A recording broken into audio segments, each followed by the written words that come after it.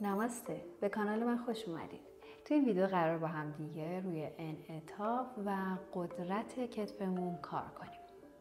برای این تمرینات ما نیاز به پاور بند داریم، نیاز به کش داریم و یا حتی اگر کش موجود نبود براتون توی خونه میتونید از یک کمربند یوگا یا حتی یک شال استفاده کنید. بریم با هم دیگه تمرین کنیم. خب به حالت دراز کشتو برمی‌دارید، با دم کش رو به سمت عقب میبری و با بازدم برش میگردونی. سر و گردن در راستای ستون فقرات باشه. پس با دم به سمت عقب، با بازدم به سمت جلو. دم، بازدم، دم، بازدم. این حرکت رو میخوام 3 تا ست 10 تایی انجام بدیم.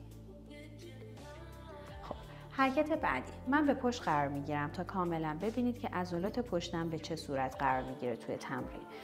دستو میکشم به سمت بالا، به صورت اوریب به سمت عقب هدایتش میکنم دستمو و بعد از این سمت دوباره به صورت اوریب برمیگردونم به سمت جلو.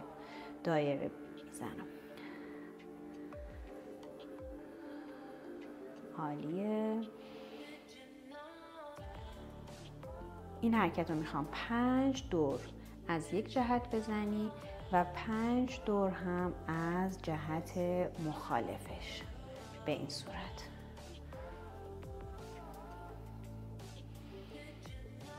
عالیه. این حرکت رو هم 3 تا ست 5 تایی میتونید انجام بدید.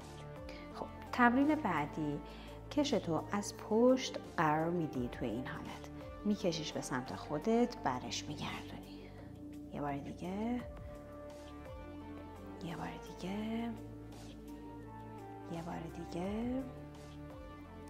3 تا ست 10 تایی انجامش بده. و بعد حرکت آخر، از جلو این کار رو میخوایم بکنیم. با دم سینه رو باز میکنی و با بازدم برش میگردونی. یه بار دیگه، دم و بازدم. عالیه. دم و بازدم. این رو هم 3 تا ست 10 تایی انجامش بدید. و سپاس فراوان از اینکه با من تمرین میکنید.